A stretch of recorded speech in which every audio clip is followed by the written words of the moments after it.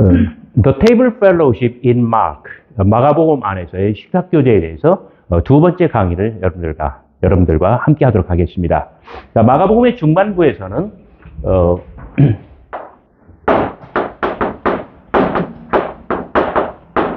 여기서는 굉장히 아주 재미있는 예수 이야기가 어떤 새로운 전환점을 맞이하는데 4장 1절부터 비유가 나옵니다. 비유란 무엇입니까?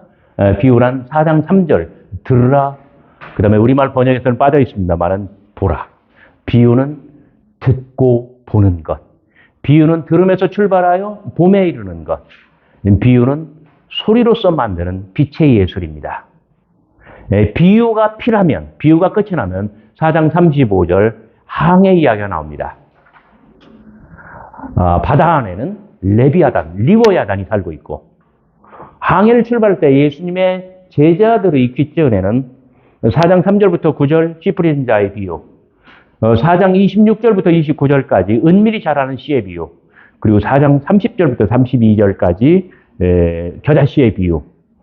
제자들이 항해를 출발할 때 제자들의 귓전에는 비유의 음성이 남아 있습니다.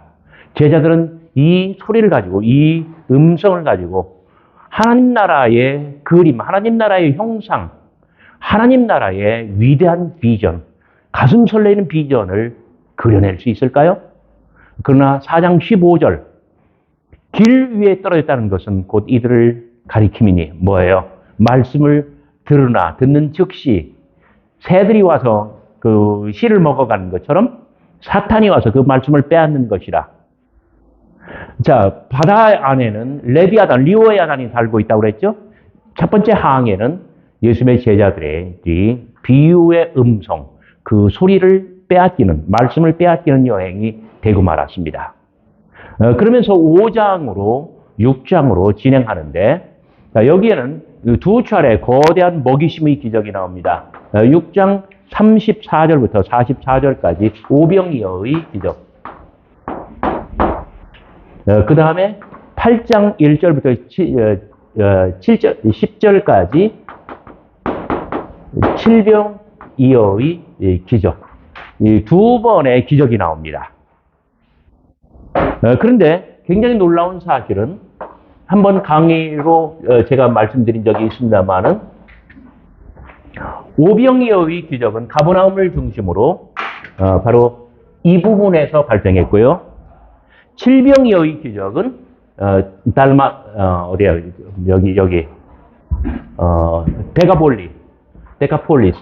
데가폴리 지역에서 발생했습니다. 여러분 아시죠? 바다 안에는 레비아단, 리워야단이 살고 있고요. 이 사단이에요. 그리고 갈릴리 바다와 요단강 왼쪽 서쪽으로는 누구의 땅? 유대인의 땅. 그리고 바다와 요단강 동쪽으로, 오른쪽으로는 이방인의 땅. 그래서 오병이어의 기적은 누구를 위한 먹이심이에요? 유대인을 위한 먹이심, Jewish feeding이에요. 제가 이렇게 한번 써볼게요. Jewish feeding. 거기에 비해서 칠병이어의 기적은 Gentile feeding. 이방인을 위한 먹이심이 됩니다.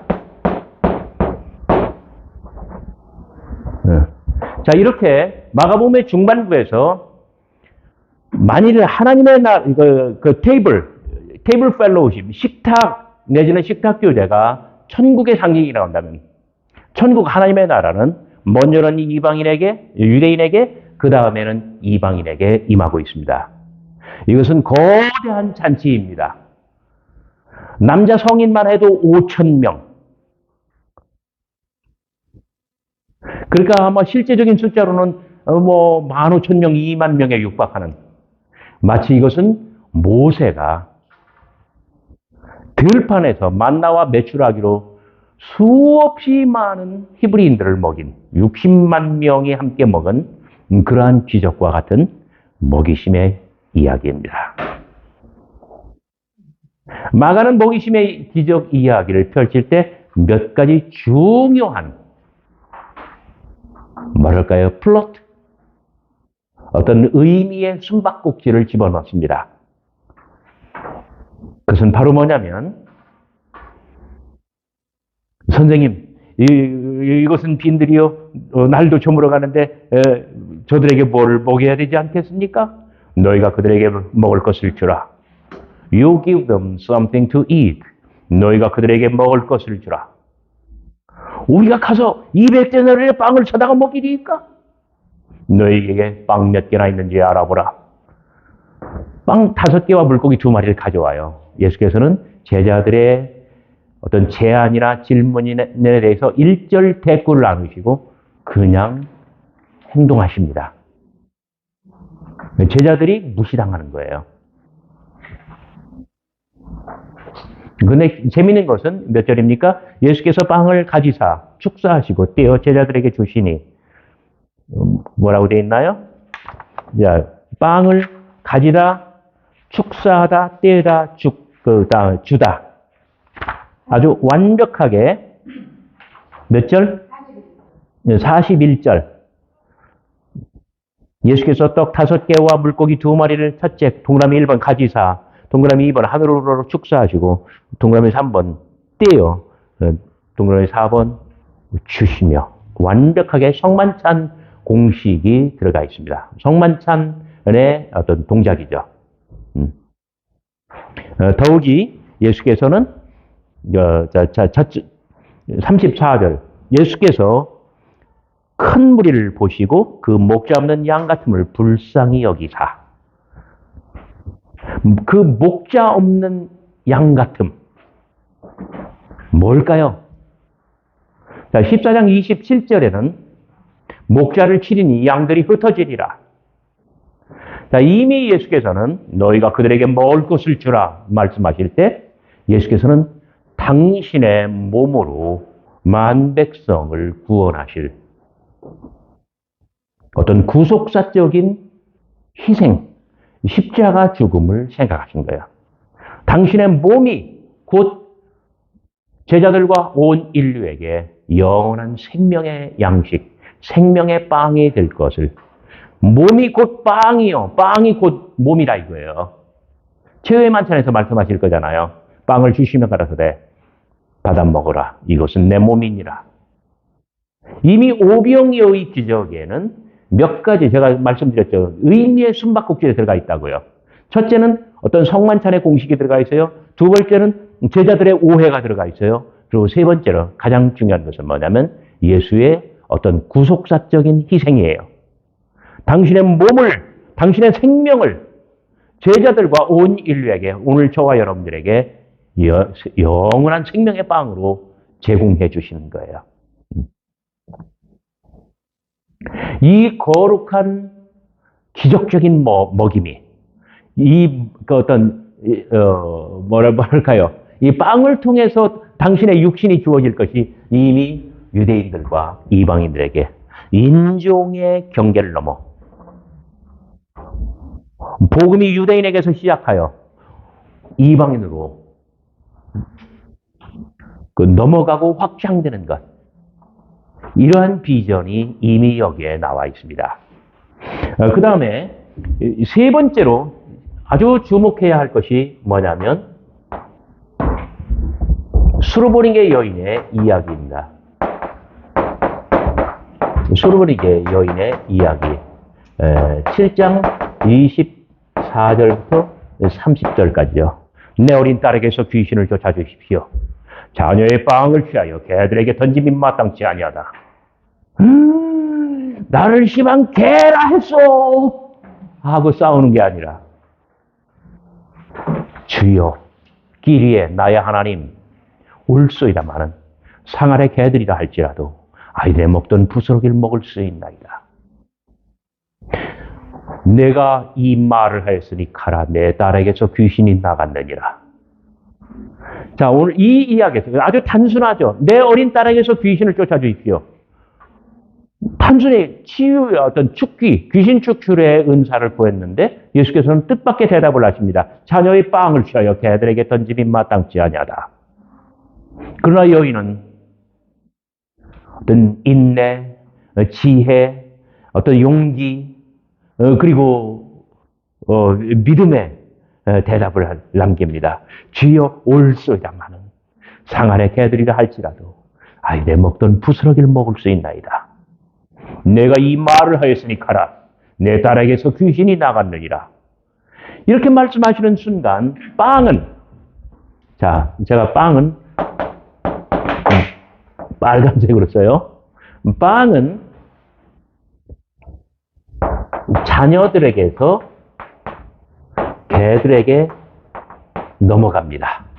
자녀는 누구고 개는 누굴까요? 예, 유대인으로부터 이방인으로. 그 다음에 남자로부터 여자로 넘어갑니다. 그래서 오병이어의 기적 다음에 이 사건 이후에 칠병이의 사건이 있는 것이며, 그 다음에 마지막 항해에서 8장 15절, 16절을 보시기 바랍니다. 예수님의 제자들이 16절, 우리에게 빵이 없음이로다 라고 이야기를 하는 거예요.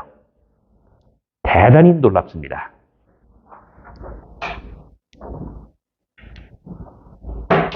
우리에게 빵이 없습니다. 이게 마가복음의 중반부예요. 마가복음의 중반부에서 예수님의 식탁교제는 진짜 굉장히 중요한 게 뭐냐면 6장 1절부터 6절까지 고향 방문이거든요. 아주 세계 정상급의 최정상의 신약학자들도 이 본문은 풀이하지 못해요. 한국 사람인 나는 이 본문을 잘 풀이해요. 왜? 나는 한국인이기 때문에. 자, 예수님의 고향 방문, 모친 마리아와 밑에 남동생 4명, 그 다음에 누이들을 만나요. 야고보, 그 다음에 두 번째 동생이 누군가? 6장 3절? 예? 유다. 그 다음에 요셉. 그 다음에 막내가? 시몬. 예. 요셉, 잘못된 번역이에요. 요새가 맞습니다. 자, 이 고향 방문은 어떤 방문일까요? 불후의 방문입니다. 예수는 다시는 고향에 오지 못할 겁니다. 그렇다면 지금 뭐 하러 온 거예요? 동양 사람들은, 우리 한국 사람들 금방 알아요. 뭐 하러 온 거예요? 모친에게, 아버지도 안 계셔. 모친 마리아에게 마지막으로 얼굴 보여드리러 온 거예요. 그래서 불후의 방문이에요. 예수님의 자의식 속에는 지금 그게 있는 거예요. 뭐 하러 왔다고? 마지막으로 예수님, 당신의 얼굴을 모친에게 보여드리러. 무엇을 뜻합니까? 고난의 계획이 서 있다는 것을 뜻해요. 당신의 몸을 제자들과 온 인류에게, 그리고 오늘 저와 여러분들에게 당신의 육신을 영원한 생명의 빵으로 주시고자 결심이 이미 섰다는 것을 뜻합니다. 이게 고향 방문의 이야기예요. 그래서 6장 34절에 예수께서 그들을 보시고 많은 사람을 보시고 그 목자 없는 양 같음을 불쌍히 여기셨다는 거예요. 너희가 그들에게 먹을 것을 주라. You give them something to eat. 이렇게 말씀하실 때 내가 나의 목숨을 다 바쳐 너희를 살리듯 내가 없을 때 너희가 목회하며 너희의 사람들을 그렇게 희생하며 먹여 살릴 수 있겠느냐, 그 뜻이에요. 여러분들 가운데 좀 나이가 있으신 분들, 연세가 있으신 분들, 여러분들 어머니 아버지를 생각해 봐요. 외정시대 때 태어났고 6.25 막 보릿고개 다 했지만 집안에 먹을 게 없고 벌어오는 게 없는데 농사질 땅도 없는데 근데 자식들 다 먹여 살렸잖아요. 그죠? 사람에게요 정말 아주 그 간절함, 이 절박함, 이게 있으면요 지성이면 감천이라고 못할 일이 없어요. 우리 부모들 그거 다 했잖아요. 예수님께서 너희가 그들에게 먹을 것을 주라 말씀하실 때 이것을 너희가 할 수 있느냐 이 뜻이에요. 그러나 제자들은 뭘 생각해요? 우리가 가서 200데나리의 빵을 사다가 그들을 먹이리까? 계산하잖아요. 예수께서는 뜨거운 자기 희생, 제자들은 차가운 경제적 계산, 요 두 개의 어떤 쌍곡선이 만나지 않고 평행선을 그으며 간다는 점이에요. 오병이의 기적에는 이런 의미의 숨바꼭질이 들어 있습니다. 그렇기 때문에 빵은 남자들로부터 여자들에게 넘어가고, 그 다음에 예수님의 뜻대로. 자, 이미 시몬의 장모의 집에서, 하나님의 나라는 부자와 빈자 사이에, 스승과 제자 사이에, 그리고 남성과 여성 사이에 어떤 그 차별적 경계의 선을 지우고 평등주의적으로 임하는 그 이상을 보았잖아요. 지금 이렇게 유대인으로부터 이방인에게로 어떤 선민의식의 경계를 넘어서 하나님의 나라는 확장되고 있습니다. 그리고 하나님의 나라는 남성들로부터, 어리석은 남성 제자들로부터 이 여성에게로 넘어갑니다. 자, 마지막이 순환사화입니다. 순환사화에서는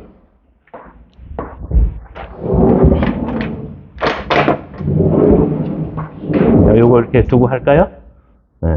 이렇게 보도록. 순환사화는 어떻게 어떤 복음, 빵, 예수 이야기, 그 주도권이 여성에게로 완벽하게 넘어가는가를 보여줍니다. 순환사화의 첫 번째 중요한 것은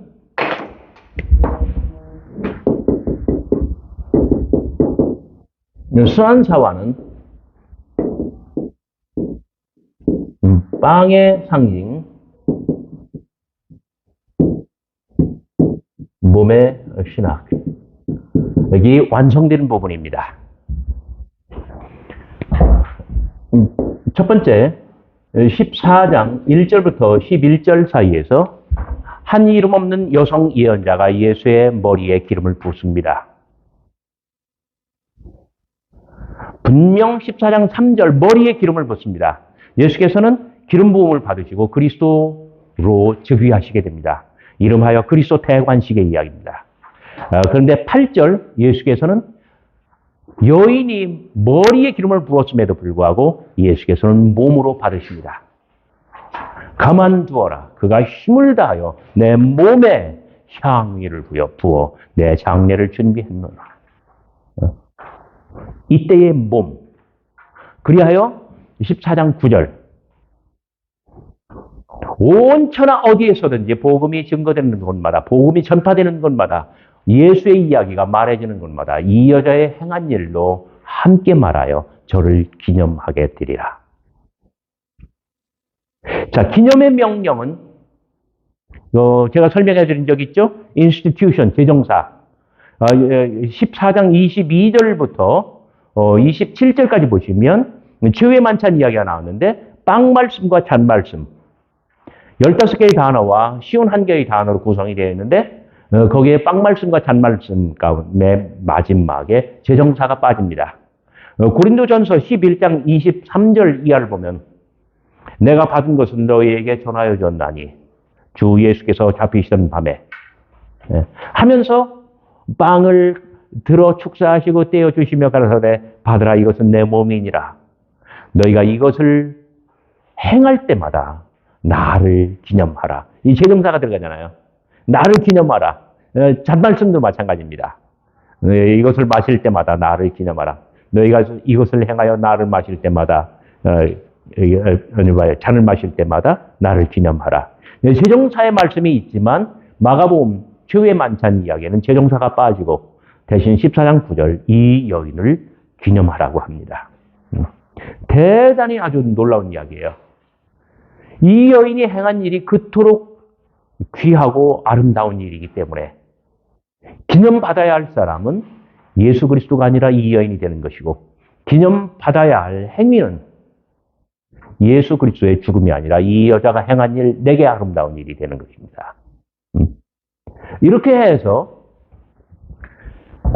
그리스도 대관식의 이야기를 통해서 아주 완전하게 이 여인이 복음의 길, 예수 그리스도의 죽음, 장례, 그리고 나의 장례를 준비했노라. 14장 8절. 어떤 구속사적인 가장 중요한, 결정적으로 중요한 사건을 이 여인이 담당하게 된다는 거예요. 그것은 뭐냐면 이것은 그리스도 대관식의 이야기지만 이것은 그리스도 장례식의 준비예요. 14장 8절. 그래서 14장 9절. 온 천하 어디서든지 이 여자가 행한 일을 함께 말하여 저를 기념하라라고 되어 있는 것이에요. 그리고 14장 22절 이하. 다 앉아 먹을 때 이렇게 시작하나요? 그들이 먹을 때에. 내가 말을 하려고 했었어. 그들이 먹을 때 예수께서 빵을 가지사 축복하시고 떼어 제자들에게 주시며 이르시되 받으라 이것은 내 몸이니라. 성만찬 공식 4개의 동사, 연속적인 동사가 나오죠. 빵을 가지사 축사하시고 떼어 주셨다. 그리고 이것은 내 몸이다 라고 하십니다. 자, 빵, 몸, 붉은색 네모를 한번 해봐요. 빵은 곧 몸이에요. 두 번째가 14장 22절부터 27절까지인가요? 26절까지. 26절까지. 네, 여기는 그리스도 대관식. 네, 그럼 요거는 최후의 만찬. 여기서 몸은 빵이 되고, 바꿔 씁시다.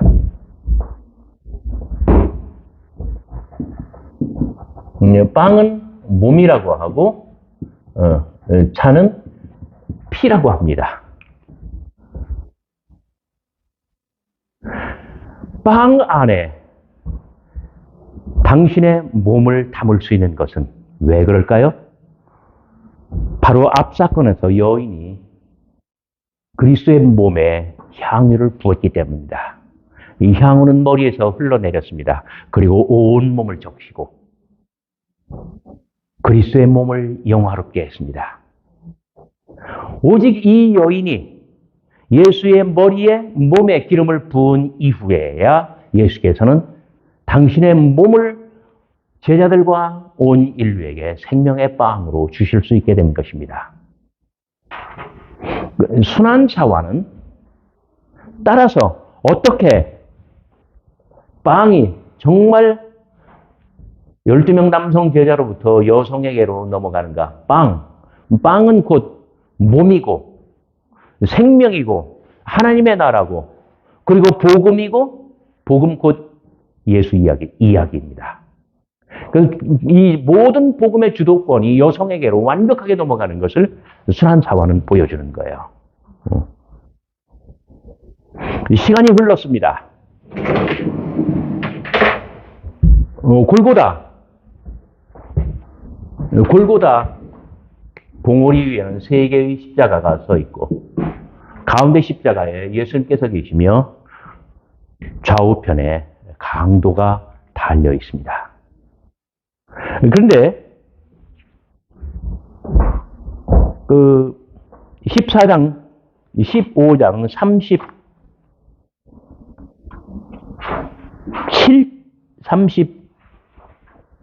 39절 백부장이 예수를 향하여 예수께서 마지막으로 큰 소리를 지르고 마지막 숨을 거두신 것을 보면서 진실로 이 사람은 하나님의 아들이었더라라고 고백합니다.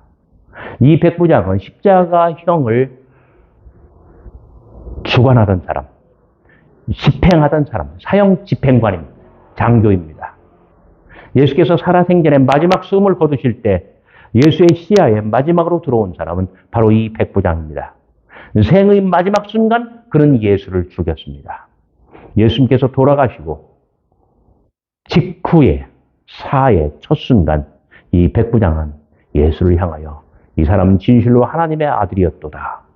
신앙을 고백합니다. 생의 마지막 순간 예수를 죽였다. 사의 첫 순간 신앙을 고백했다. 십자가 아래에는 3명의 여인이 서 있습니다. 막달라 마리아와 14장 40절이죠? 15장 40절. 그 다음에 두 번째 여인이 작은 야고보와 요새의 어머니 마리아, 그리고 마지막 세 번째 여인이 살로메입니다. 작은 야고보와 요새는 누굴까요? 6장 3절에 있는 예수님의 바로 밑에 동생입니다.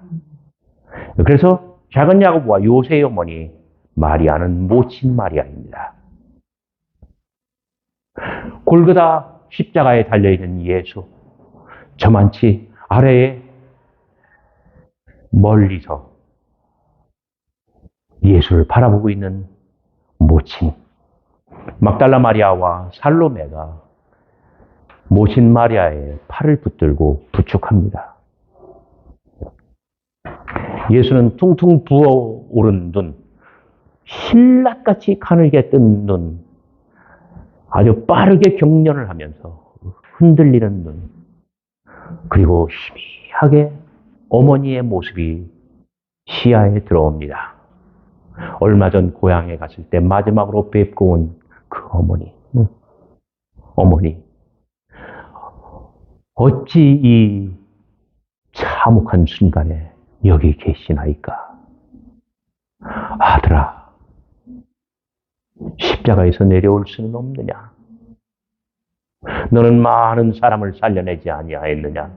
너는 많은 사람을 고쳐내지 아니하였느냐? 제발 십자가에서 내려와 이 애미의 품으로 돌아오라. 어머니, 어머니. 그 십자가 위에 예수와 십자가 아래 모친 마리아 사이에는 말없는 대화가 이어집니다. 이렇게 세 명의 여인은 예수의 임종을 지켰습니다. 그리고 14장 43절부터 47절까지 그리스도 장례식.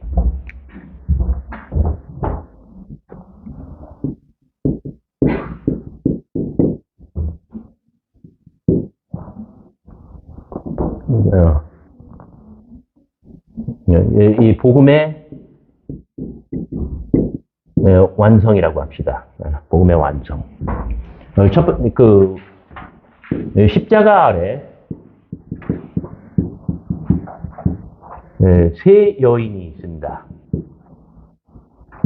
그다음에 그리스도 장례식. 그리스도 장례식의 15장 43절부터 47절까지 이야기죠. 아리마대 요셉이 세마포를 사서 예수의 시신을, 예수의 몸을 감싸서 거대한 바위 무덤에 안치합니다. 그런데 여인들은 47절 이 광경을 바라봅니다. 예수께서 묻히시는 것을 보았다는 이야기입니다. 그리고 마지막으로 세 번째 빈 무덤. 16장 1절부터 8절. 세 명의 여인이 안식 후 첫날 매우 일찍이 해 돋는 시간에 무덤을 찾았습니다. 무덤문은 열려 있었고 수동태를 사용합니다. Divine Passive, 신적 수동태라고 합니다. 하나님께서 무덤문을 열으셨다는 뜻입니다. 여인들이 두려움으로 가득하여 무덤 안으로 들어갔을 때 무덤 안에는 흰옷을 입은 한 청년이 그 자리에 있었습니다. 16장 6절 너희가 십자가에 달리신 나사렛 예수를 찾는구나. 그는 살아나셨고 여기 계시지 아니하니라. 보라 그를 두었던 곳이니라.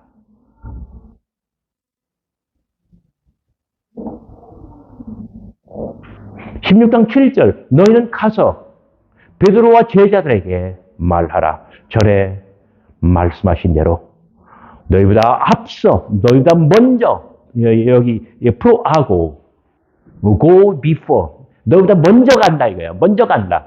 갈릴리로 가시나니 거기서 배우리라.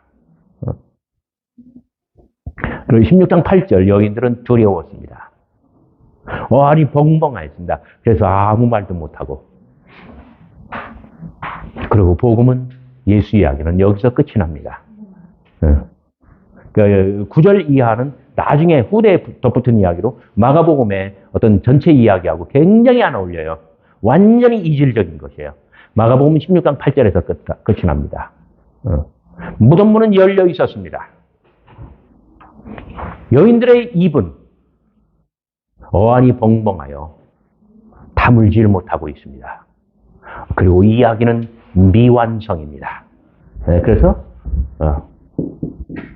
오픈 툼, 여인들의 오픈 마우스, 그 다음에 복음은 미완성.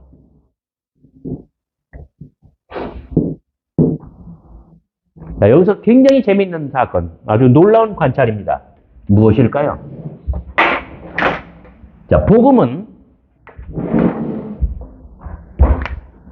아리마대 요셉이 예수의 몸을 안치했을 때 여인들이 함께 하였습니다. 그리고 안식구 첫날이 되었을 때, 그러니까 금요일 밤이 지나고 토요일 밤이 지나고 주일 새벽이 되었을 때 여인들은 그 무덤으로 찾아갑니다. 여인들만이 예수의 몸이 묻히신 이 무덤이, 그 몸이 살아나셔서 여기 계시지 않냐하고 빈 무덤이 됐다는, 묻히신 무덤이 빈 무덤이라는 사실을 여인들만이 알고 있습니다. 그러나 장례식을 치른 아리마대 요셉도 이 순간 예수의 부활을 몰라요. 그렇죠? 청년도 이 무덤이 예수께서 묻히셨다는 그것을 보지 못했어요. 오직 이 여인들만이 당신 주님께서 묻히신 이 무덤이 부활하셔서 계시지 아니한 이 무덤이라는 사실을 알고 있습니다. 그리하여 16장 6절, 너희가 십자가에 달리신, 십자가에 못 박히신 나사렛 예수를 찾는구나. 맞나요? 16장 6절 맞아요. 너희가 십자가에 못 박히신 나사렛 예수, 곧 역사적 예수입니다.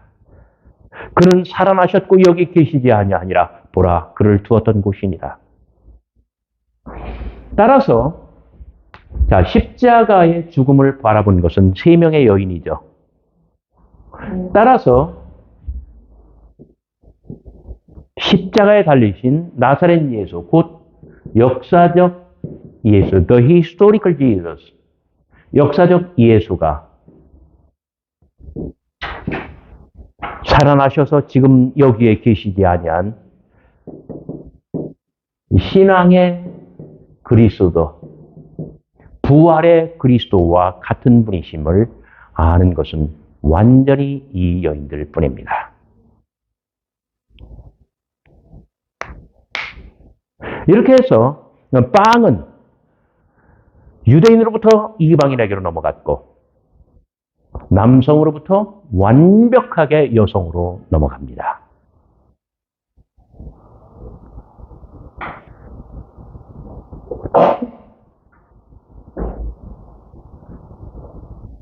흥미로운 것은 당신의 십자가 죽음을 중심으로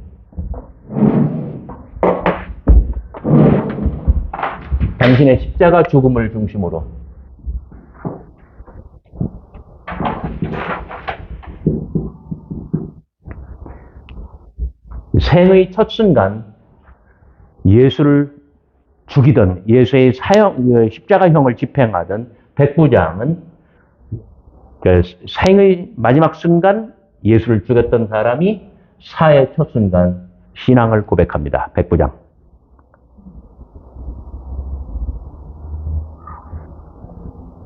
그 다음에 아리마대 요셉. 보세요. 이 사람은 43절, 15장 43절 존경받는 공회원이라고 되어 있습니다. 근데 14장 55절 온 공회가 예수에게 죄를 묻고 예수에게 죄를 정하려고 합니다. 15장 1절 온 공회가 예수를 빌라도에게 예수를 죽이라고 빌라도에게 예수를 넘깁니다. 온 공회에 속하지 않는 공회원은 단 한 명도 존재하지 않습니다. 아리마대 요셉은 그날 밤에 목요일 밤에 예수에게 죄를 정하였고 그리고 다음날 새벽 금요일 새벽 예수를 죽이라고 빌라도에게 예수를 넘겨주었습니다. 그러나 아리마대 요셉은 변하여 예수님의 장례식을 치러드립니다. 써드릴게요. 요게 백부장. 여기가 아리마대 요셉. 그 다음에 이 동심원의 또 하나는 14장 51, 2절. 한 젊은 청년입니다. 예수께서 잡히시던 밤에 그는 12명 남성 제자들이 다 도주한 이후에 한 젊은이가, 이름 없는 젊은이가 예수를 따라요. 어떤 절체절명, 죽음의 동산에서 목숨을 걸고 예수를 따릅니다. 그러나 죽음의 세력은 호련히 등 뒤에서 덮쳐왔습니다. 근데 잡은 것은 몸이 아니라 옷이었어요. 이 젊은이는 빠져나갔습니다. 추격조의 손에 남은 것은 그 젊은 청년의 옷일 뿐이에요. 이 사람은 알몸이 돼서 빠져나갔습니다. 근데 여인들이 빈 무덤을 찾았을 때 그는 빈 무덤에 앉아 있습니다. 16장 1절부터 8절까지, 특별히 5절, 5, 6, 7절. 이 청년의 이야기예요. 옷을 빼앗겼습니다. 그런데 흰 옷을 입고 우편에 앉아 있습니다. 16장 5절. 여러분, 그 마가복음에서 알몸으로 도망한 이 청년이 빈 무덤을 지키는 그 청년과 동일이라는 이야기는 아마 처음 들으실 거예요. 아마 4월달 교회 달력해보면 전부 다 천사가, 예수님의 무덤에 천사들이 나오죠. 천사가 한 명이 나올 수도 있고 두 명이 나올 수도 있고. 마가복음에는 16장 5절 청년이 그 자리에 있었다고 합니다. 마태복음 28장에는 누가 있었다고 그래요? 한 천사가 있었다고 하고요. 요한복음에는요, 광채 나는 옷을 입은 두 사람이 있었다고 하고요. 요한복음에는요, 두 천사가 수직하고 있었다고 합니다. 마가복음은 마가복음의 방식대로 읽어야 돼요. 청년이에요. 자, 그 청년은 옷을 빼앗겼습니다. 그리고 옷을 입은 채 우편에 앉아 있습니다. 옷을 빼앗긴 것은 이 사람의 실패와 수치를 뜻합니다. 옷을 입고 좌정에 있는 것은 이 사람의 재기와 그리고 영광을 뜻합니다. 여러분, 구약성서에서 옷의 이야기를 아십니까? 옷을 빼앗겼는데 다시 만났을 때 옷을 입고 있습니다. 누구일까요? 채세곤, 그 다음에 세마포. 누구일까요? 요셉입니다. 그는 어렸을 때 치기 어린 잘난 척, 그리고 아버지로부터, 어머니로부터 어떤 뭐랄까요, 아주 독보적인 사랑. 그로 말미암아 그는 형제들에게 미움을 샀고, 그리고 버림을 당하고 옷을 빼앗기고, 그리고 팔려갑니다. 하지만 그는 애굽에서, 이집트에서 재기에 성공했고, 형들이 곡식을 사러 왔을 때 걔 누구냐? 깊숙이 높이 앉아가지고 막 있는 소리 없는 소리 다 지르면서 막 압도합니다. 그는 재기에 성공했고, 그리고 권좌에 앉아 형들을 맞이합니다. 한 젊은 청년이 마지막 순간까지 예수를 따르고자 목숨을 걸고 함께 했지만, 그러나 그도 죽음의 세력이 덮칠 때 그도 결국은 무너지고 말았습니다. 그러나 당신의 죽음은 이 사람을 변하게 만들었고, 그리고 빈 무덤에 앉아 예수 부활의 첫 번째 증언자가 되도록 하였습니다. 당신의 죽음은 모든 것을 바꾸어 놓습니다.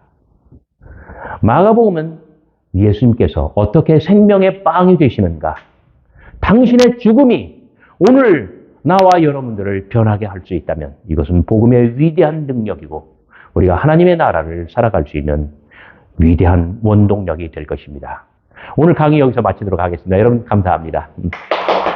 감사합니다.